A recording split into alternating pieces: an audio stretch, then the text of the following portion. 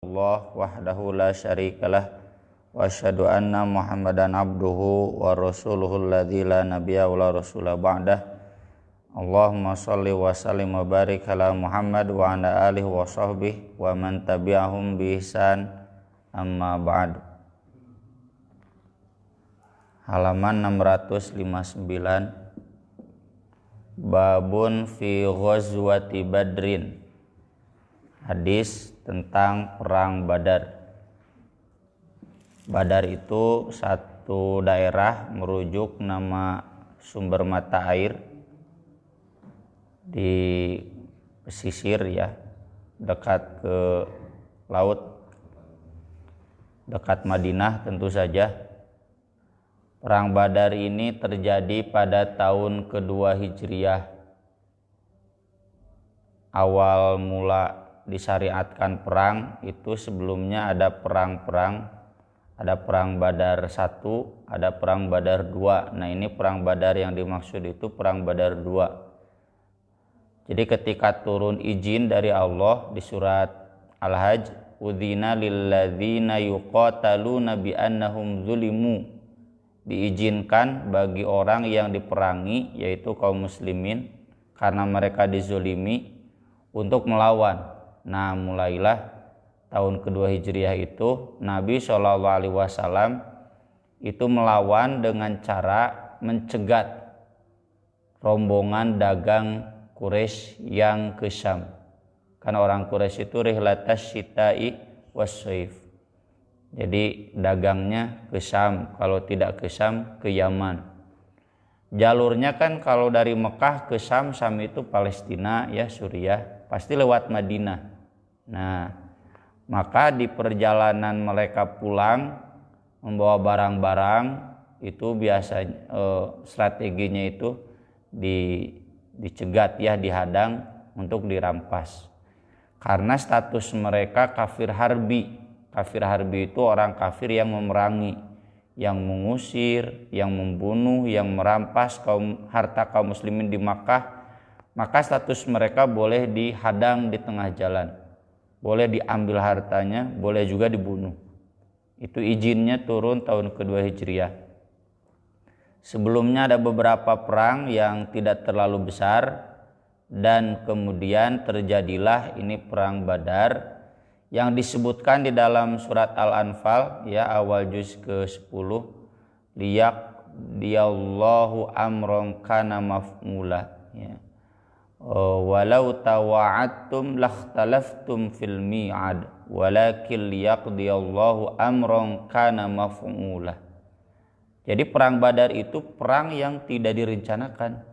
Rencananya tidak perang, rencananya menghadang musuh saja ya. Di surat At-Taubah nanti juga di sini disebutkan, di surat Al-Anfal di awal, di halaman pertama ya, ayat sekitar 6-7. Wa idh ya'idukumullahu ihda ta'ifataini annaha lakum wa tawadduna anna ghayra dzati syaukati lakum wa yuridullahu ayyuhiqqal haqqa bi kalimatihi wa yaqta'a dabirul kafirin. Jadi ingatlah ketika Allah menjanjikan satu dari dua kelompok. Ya, begini kan sejarahnya itu. Nabi SAW mau menghadang rombongan Abu Sufyan yang pulang dari Syam. Nah, Abu Sufyan yang dapat informasi itu karena sebelumnya juga sudah terjadi. Jadi semenjak ada izin kaum muslimin boleh memerangi orang kafir, jadi perangnya itu di jalan ya. Nah, Abu Sufyan kirim informan ke Makkah lewat jalur khusus. Jadi bahwasanya penduduk Madinah, Rasulullah SAW dan kaum muslimin menghadang rombongannya di jalan ya, dan Abu Sufyan ngambil jalan pesisir, jalan Badar. Nah, ini sampai informan itu ke Makkah, dan kemudian Abu Jahal, Utbah ya, sebagaimana nanti disebutkan, ini bawa pasukan. Jadi yang ini satu kelompok ini rombongan dagang, satu kelompok ini rombongan pasukan perang. Nah, ini yang disebut ihdat taifataini. Allah memerintahkan kaum muslimin untuk mengalihkan dari rombongan ini ke rombongan ini. Ya. Wa tawadduna anna ghairu dzati syaukati takunu lakum. Tapi sebetulnya kalian ingin menghadang yang mudah saja. Rombongan dagang mah bukan rombongan perang. Ya, lebih mudah untuk diatasi. Sedangkan ini rombongan perang. Jadi Rasul sallallahu alaihi wasallam dan kaum muslimin yang semula mau menghadang rombongan Abu Sufyan, ya, tiba-tiba dapat berita ini ada rombongan pasukan dari Makkah dan Allah pun memerintahkan untuk menghadapnya. Nah, di sana mulai ya ada ujian buat para sahabat. Ini apakah mereka konsisten dengan keimanannya sebagaimana nanti akan dilihat di dalam hadisnya. Jadi di hadis Ka'ab bin Malik ya yang terkenal, yang dulu dia tidak ikut perang Tabuk ya, dia akan menceritakan semua perang saya ikut kecuali 2, perang Tabuk tahun 9 Hijriah dan perang Badar. Tapi kalau perang Badar tidak dicela para sahabat. Kenapa? Karena memang Nabi ketika berangkat dari Madinah tidak berniat perang, cuma menghadang rombongan dagang. Nah, udah datang di jalan baru ada turun perintah dan Nabi pun masih merahasiakan ya. Nah, otomatis kan nanti juga di hadis yang kedua diketahui para sahabat yang tidak ikut banyak di Madinah karena mendadak instruksinya, mendadak perintahnya. Dia kata Ka'ab bin Malik, yang tidak ikut perang Badar tidak dicela ya, karena memang Rasul semula berangkat dari Madinah bukan untuk berperang, hanya untuk menghadang rombongan dagang. An Anasin radhiyallahu anna Rasulullah sallallahu alaihi wasallam, dari Anas radhiyallahu an bahwasanya Rasulullah sallallahu alaihi wasallam bermusyawarah hina balaghuhu, ketika sampai kepada beliau iqbalu Abi Sufyan, kedatangan Abu Sufyan, kedatangan rombongan Abu Sufyan. Ini seperti biasa ya, bapak-bapak yang pakai kitab terjemah ini jangan terpaku pada terjemahan, banyak yang keliru. Karena menerjemahkan hadis bagaimana sering dibahas itu harus dikaitkan dengan riwayat-riwayat lainnya, tidak sebatas arti secara kebahasaan. Saya semalam cek, nih banyak yang kurang tepat penerjemahan, tapi ya minimal untuk mengantarkan paham cukup. Jadi ketika datang berita Abu Sufyan telah tiba dan tibanya itu mengambil jalan yang lain, ya, yaitu jalan Badar itu, yang nanti akan disambut oleh rombongan perang. Nabi bermusyawarah. Kenapa bermusyawarah? Karena ada instruksi dari Allah, hadapi ya pasukan Abu Jahal yang akan bertemu dengan Abu Sufyan. Jadi ini musyawarah dilakukan setelah rombongan Abu Sufyan mengambil jalan lain dan tidak berhasil dihadang oleh kaum muslimin. Meski sebetulnya masih bisa dikejar, cuma sudah ada instruksi. Pasukan Abu Jahal datang menyambut ke Badar, lawan pasukan perang. Kenwe rombongan dagang mah, itu maksud ketika sampai. Dan di sini kata para ulama menunjukkan bahwa musyawarah itu adalah akhlak, bagian dari akhlak.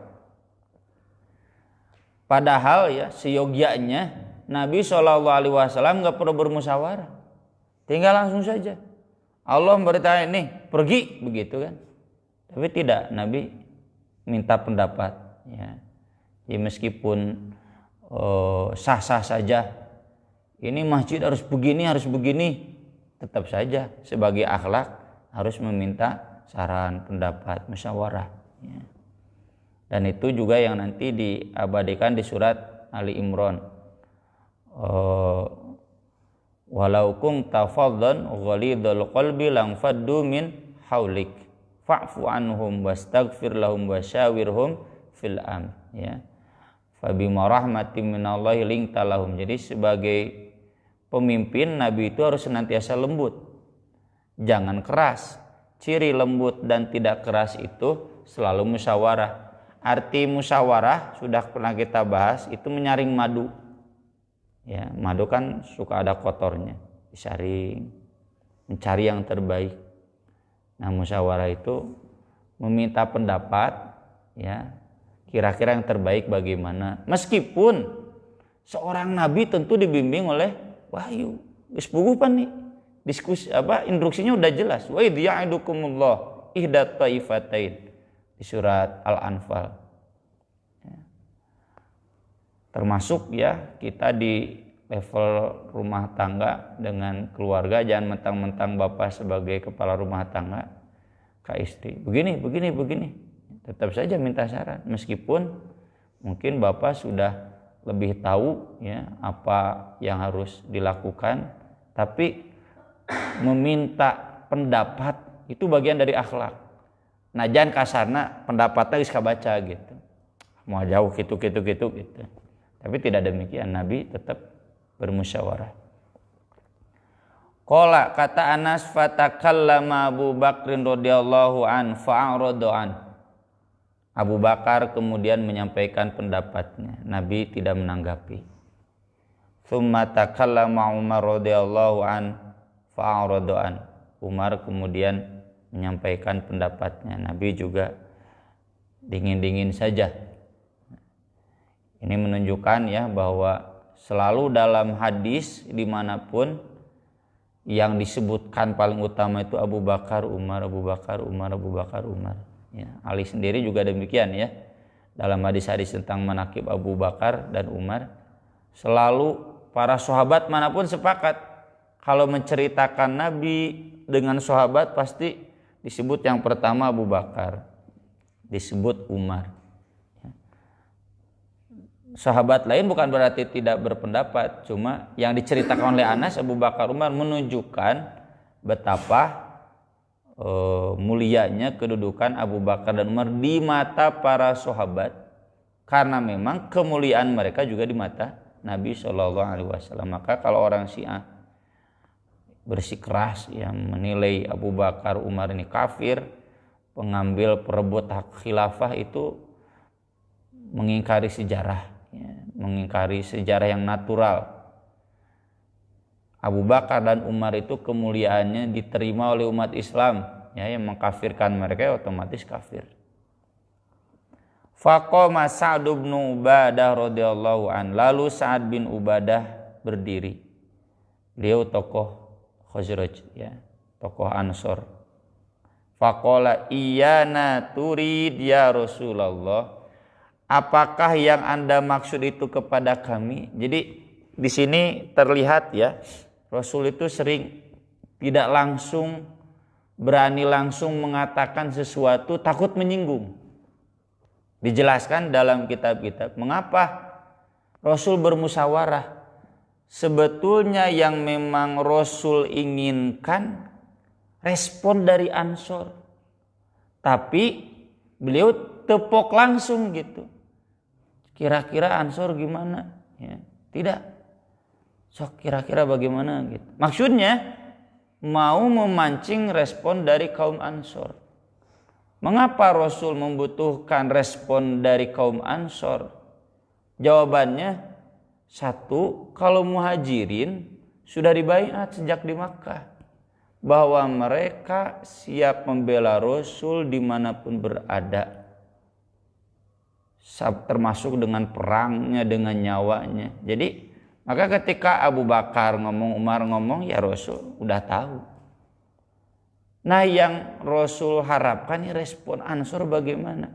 Karena kaum Ansor dulu dibaiatnya oleh Nabi di baiat Aqobah 1 dan 2 itu hanya baiatnya membela Rasul di tanah Madinah, bukan menemani Rasul berperang di luar. Di Rasul teh mau bahasa Sunda dek pok bisa ngeberatkeun gitu. Maka ketika Rasul terlihat roman mukanya seperti itu, Sa'ad bin Ubadah langsung ngerti, surti. Maksud Anda mungkin kepada kami kaum Ansor, wahai Rasulullah. Ternyata kaum Ansor dengan lugas menjawab, walladzi nafsi biyadihi, demi Allah, lau amartana, seandainya engkau memerintahkan kami, antukhiduha, untuk membawa masuk ke lautan kuda ini. Di sini ke kuda. Kuda-kuda perang al-bahro, nukhid itu menyelam, berenang ke lautan. Seandainya Anda memerintahkan kami dengan kuda kami masuk ke lautan, la akhodna, kami akan bawa masuk kuda kami ke lautan. Meski sebutnya mustahil kan.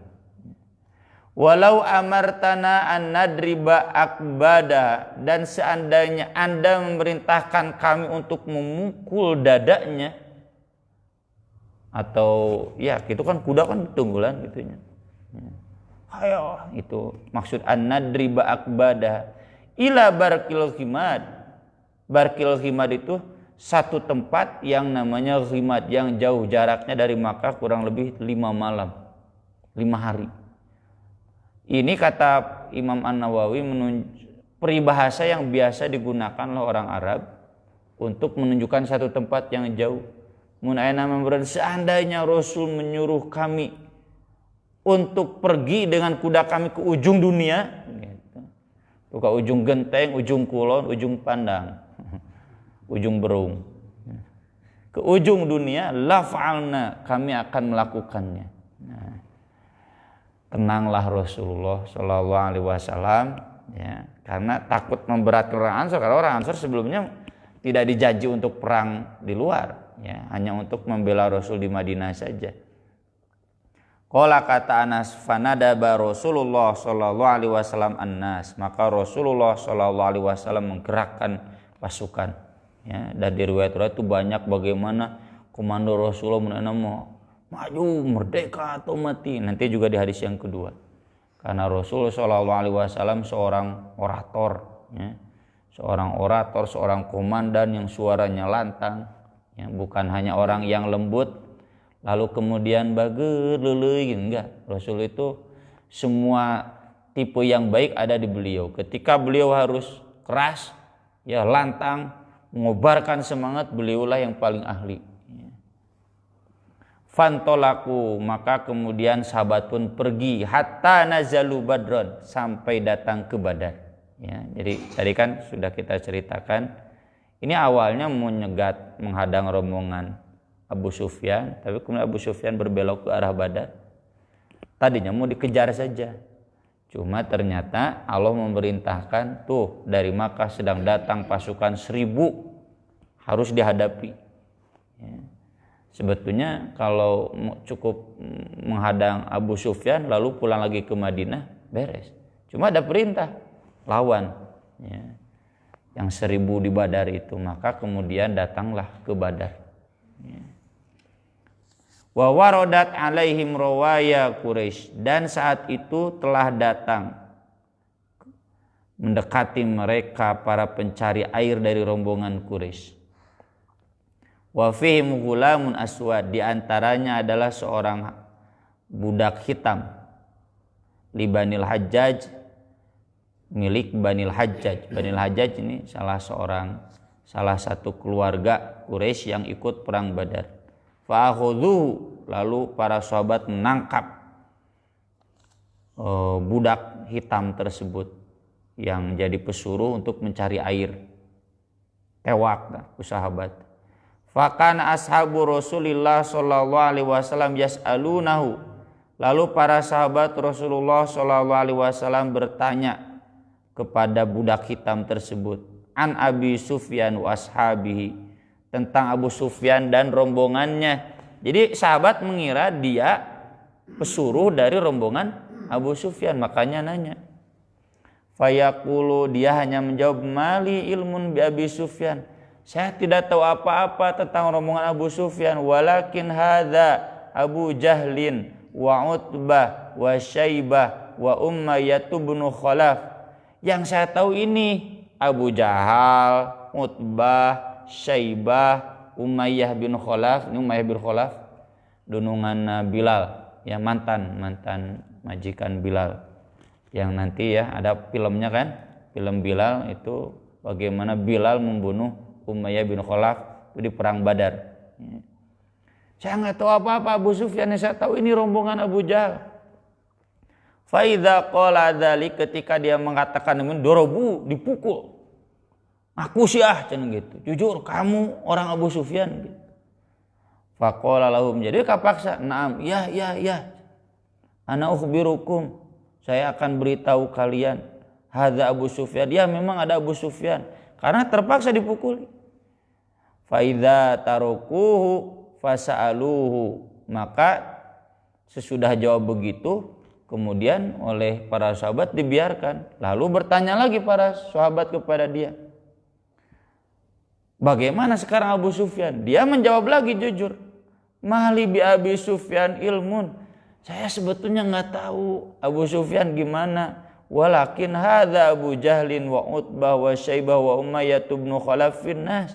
Yang saya tahu sebetulnya ini Abu Jahal, Utbah, Syaibah, Umayyah bin Khalaf finnas, bersama rombongan manusia. Fa idza qala hadza idon, ketika dia menjawab demikian juga, dorobu, dipukul oleh sahabat. Wah, sia ngaku kamu dari Abu Sufyan gitu. Udah jelas si budak hitam itu pesuruh Abu Jahal, bukan pesuruh Abu Sufyan, tapi ini sahabat ngakunya dari Abu Sufyan. Ini menunjukkan jadi manusia sesuci semulia sahabat ada saja salah nenggelan. Ada jawaban budak hitam itu betul. Saya nggak tahu Abu Sufyan, saya dari Abu Jahal. Tapi karena sahabat mengira awalnya kan yang diincarnya kan memang Abu Sufyan. Karena memang Rasul juga tidak terlalu mengemukakan terus terang, ya nanti dijelaskan di hadis berikutnya. Tidak semua diberitahu ya bahwa ini hakikatnya akan menghadapi Abu Jahal, bukan hanya Abu Sufyan. Nah ini yang memukul ternyata rupanya masih berasumsi mau menghadang Abu Sufyan. Wa Rasulullah sallallahu alaihi wasallam qaimu yusolli, saat itu Rasulullah sallallahu alaihi wasallam sedang berdiri sholat. Ini saya semalaman buka data-data ya di Fathul Bari, di Syarah Nawawi, di Aunul Mabud, di Tufatul Ahwadhi, nggak ketemu. Ini sholatnya sholat apa? Cuma pastinya bukan sholat wajib. Masa? Ya Rasul sholat sendirian, sahabat tidak. Jangankan belum perang, ketika perang berkecamuk pun sholatnya berjamaah. Sholat khauf, ya. Sholat perang sebagaimana surat An-Nisa. Itu kan perintahnya tetap berjamaah. Itulah kata Imam Ibnu Katsir. Di antara dalil selain yang kemarin ya, selain yang kemarin warka'u ma'ar rokiin, dalil yang paling utama sesudah yang kemarin wajibnya sholat berjamaah bagi bapak-bapak adalah ketika perang saja wajib berjamaah. Ketika khauf apalagi ketika tidak sedang perang. Keur perang wae pencek urang mah nya, keur perang mah geus masing-masing wae. Tapi tidak Allah memberitakan berjamaah. Kemungkinan besar sholat Rasul di sini yang dibahas kemarin di wasta'inu bis sabri was sholah. Rasul ketika perang Badar, ketika perang Khandaq, ya. Bukan berarti Rasul pengecut, kok Rasul di belakang, pasukan di depan. Karena memang demikian diminta oleh sahabatnya. Kalau Rasul di depan lalu terbunuh kan selesai perang, ya. Maka Rasul pasti di belakang. Makanya Rasul di hadis yang sudah kita bahas, saya sebetulnya ingin paling depan, ingin terbunuh lebih dulu, lalu dihidupkan lagi, lalu perang lagi, lalu mati lagi, lalu dihidupkan lagi, lalu perang lagi, lalu mati lagi. Saking Rasul menjelaskan keutamaan mati syahid. Kenapa? Karena Rasul laula an asyukka alaikum, seandainya aku tidak takut memberatkan kalian. Kalau saya di depan lalu terbunuh paling awal, kan yang berat nanti kaum muslimin. Komandanna geus maut mah tuh. Tinggal we film-film perang, udah selesai perang. Maka Rasul di belakang, dan setiap kali Rasul di belakang itu selain ngomando, Rasul sholat. Perang Badar, nanti ada hadisnya berikutnya, maka ditoel Abu Bakar. saking terlalu lamanya khusyuknya. Nah, ini kemungkinan besar jadi Rasulullah SAW sholat di sini yang disebut oleh para ulama sholat hajat, ya. Atau mungkin sholat duha, ya. Sholat sunat lah, karena kalau sholat wajib pasti berjamaah meski ketika perang. Jadi satu Rasulullah sedang sholat, falamma ra'a dzalik, ketika beres, atau ra'a dzalik di sini kata Imam Nawawi ketika tahu ramenya sahabat nenggulan budak hitam itu, insarafa, Rasulullah segera menyelesaikan sholatnya. Ini jadi dalil kata para ulama, sholat boleh dipercepat jika ada hal yang sekiranya mengganggu konsentrasi, ya. Kalau saya biasanya Pak yang mengganggu konsentrasi teh ide, kan kerja saya nulis kadang buntu, ya. Hese yang geus buntu nulis, ya. Momernya nu teu biasa mah buntu itu. Udah aktivitas lain sholat. Nah itu kadang nya aneh nate jika ibu-ibu nu leungit jarum kapanggihna teh keur sholat. Baru ingat, oh cenah di dinya. Nah itu buru-buru selesaikan sholat, bukan dibatalkan, diselesaikan sholatnya. Kan Rasul sholatnya lama.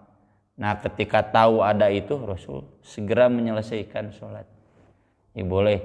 Atau demikian juga Rasul ketika sholat Isya yang biasanya Rasul agak panjang, ketika mendengar tangisan anak di belakang, Rasul segera langsung surat can anggeus meureun aya nama kakara misalkan di surat An-Naba, ya, wa futihatis sama'u fakanat abwaba, budak ciri, Rasul langsung Allahu Akbar, ya, ruku. Sampai ditanya oleh sahabat, Rasul kenapa tidak dituntaskan? Biasa lagi ditamatkan An-Naba, takut memberatkan ibunya. Nah itu jadi kayaknya bawa tabudak sana ciri, jadi tereh imam. Itu juga jadi dalil ibu-ibu di zaman Nabi sholatnya di masjid ada, ya, meski tidak diwajibkan. Bari mau budak deh. Saya kan sering ditanya, bukan saya yakinlah banyak sering ditanya, Ustaz lebih baik di mana ibu-ibu tarawih, di masjid atau di rumah? Kalau di masjid kan bawa anak-anak pasti gandeng, pasti nangis. Saya sering jawab, kalau memang ibu nyamannya tarawih di masjid, karena tarawih di rumah bacaannya misalkan ya belum sempurna, bawa aja. Anak-anak gandeng, anak-anak nangis, itu zaman Rasul juga ada. Nya ngantong tarik ting mah tetep we siga Rasul kan, cucunya nangis diais, ya, tong diantep gitu, ais. Rasul mengimami sambil menggendong cucunya. Hasan Husain kan naik sujud, sahabat nanya sampai ada yang meliriknya, kunaon sujud teh cengkat-cengkat, Hasan keur numpakan Rasul, ada hadisnya, ya. Jadi sholat itu memang sakral, tapi tidak kemudiannya saya pernah baca riwayat, jadi sholat yang khusyuk itu aya oray oge ceun teu karasa macok, wah nu piraku. Aya oray nya paehan we. Jadi boleh sholat dipersingkat ketika ada sesuatu yang mengganggu. Wa qala, lalu kemudian Rasul bersabda, penasaran Rasul teh kesel gitu, karena Rasul tahu bahwa sahabat yang mungkil itu salah.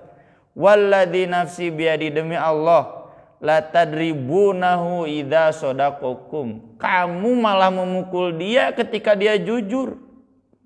Jadi ketika dia ngomong yang saya tahu hanya Abu Jahal, Utbah, Saibah, Umayyah, unggulan gitu, nyawa teteh jujur. Wa tatrukunahu idza kadzabakum, lalu kamu membiarkan dia ketika dia berdusta. Kan kapaksa Abu Sufyan sia. Iyalah Abu Sufyan. Baru tidak dipukul. Ini gimana? Jadi Rasul menegur sahabat. Ya. Ini juga menunjukkan bahwa persekusi, ya, itu tidak menjamin yang dipersekusi itu menjawab dengan jujur. Mungkin saja tetap ada ketakutan sehingga berbohong. Qala faqala Rasulullah sallallahu alaihi wasallam, Rasulullah kemudian bersabda, hadza masra'u fulan. Di riwayat lain disebutkan, dan Rasul sambil menyentuhkan telapak tangannya ke tanah. Hadza masra'u Umayyah bin Khalaf, hadza masra'u Syaibah, hadza masra'u Uqbah, hadza masra' Abu Jahal. 4 yang disebut. Ini nanti tempat matinya Umayyah di sini. Ini nanti tempat matinya Utbah. Ini tempat matinya Syaibah. Ini tempat matinya Abu Jahal di sini. Qala, kata Anas, wa yadau yadahu ala ardi. Nah gini disebutkan sambil menyentuhkan tangannya ke tanah. Hahuna di sini. Qala, kata Anas, fama ma ta'ahaduhum an maudhi'i jadi Rasulillah sallallahu alaihi wasallam. Tidak meleset seorang pun yang disebutkan tadi, ini yang 4. Umayyah bin Khalaf, Utbah bin Rabi'ah, Syaibah bin Rabi'ah, Abu Jahal, dari tempat yang Rasul tunjukkan itu. Nah, ini di bagian dari mukjizat Nabi Shallallahu Alaihi Wasallam. Itu bukan artinya Nabi dukun ya, tapi Nabi tahu itu dari mukjizat dan janji dari Allah Subhanahu Wa Taala untuk menolong pasukan kaum muslimin di dalam peperangannya, termasuk perang Badar. Aku qouli hadza wa astaghfirullah li wa lakum. Rabbana atina fid dunya hasanah wa fil akhirati hasanah wa qina adzabannar. Subhanallah wa bihamdi, subhanallahil azim, wassalatu wassalamu ala rasulina karim. Wassalamu alaikum warahmatullahi wabarakatuh.